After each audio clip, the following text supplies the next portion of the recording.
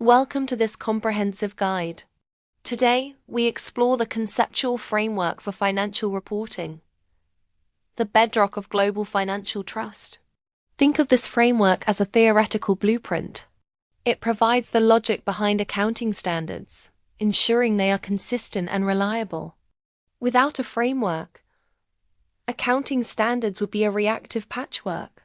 A logical structure provides consistency and reduces external interference in reporting. However, critics argue a single framework can be a one-size-fits-all approach, potentially ignoring the unique needs of different industries.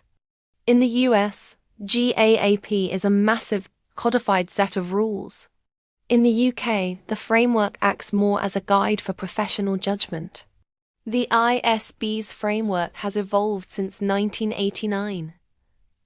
It isn't a standard itself, but it guides standard setters, preparers, and auditors. Different users need different data. Investors seek risk assessment, while employees look for stability and lenders focus on creditworthiness. The primary objective of reporting is providing useful information for decisions. This includes data on economic resources and claims against them. Financial reporting follows the accrual basis. Events are recorded when they occur, not necessarily when the cash changes hands. For example, British Airways records revenue when a flight takes off, even if the passenger paid months in advance. A fundamental assumption is going concern. We assume the business will continue to operate for the foreseeable future.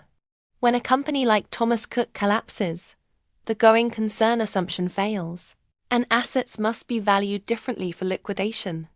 Qualitative characteristics fall into two categories: fundamental, like relevance and faithful representation, and enhancing, like comparability.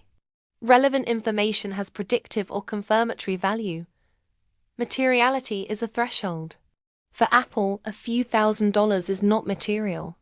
Faithful representation means the data is complete, neutral, and free from error, reflecting the true economic substance over legal form. Now, let's define the elements. Assets are resources controlled by the entity as a result of past events with future benefits. Liabilities are present obligations to transfer economic resources, while equity is the residual interest in assets after deducting liabilities.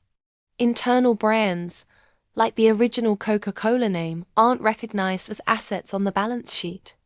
Only purchased brands, like Innocent, appear. Provisions are liabilities of uncertain timing or amount. For example, Volkswagen must set aside funds for potential environmental penalties. To recognize an item, the benefit must be probable, and the value must be reliably measured. Amazon's inventory fits these criteria perfectly. Measurement bases vary. Historical cost uses the original receipt, while fair value reflects current market prices, like for an oil rig. Present value discounts future cash flows. These measurements ensure fair presentation in accordance with IAS 1. Failing to follow these principles leads to disaster. The Polypec scandal serves as a warning of what happens when reporting lacks integrity. In summary, the framework is your guide through the complexities of finance. It ensures clarity, consistency, and confidence for all users.